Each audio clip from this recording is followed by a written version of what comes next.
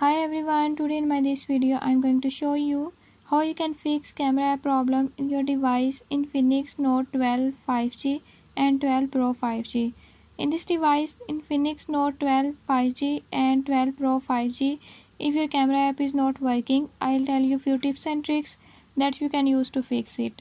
Before I start, if you are new to my channel, don't forget to subscribe and press bell icon. Watch complete video and learn how you can fix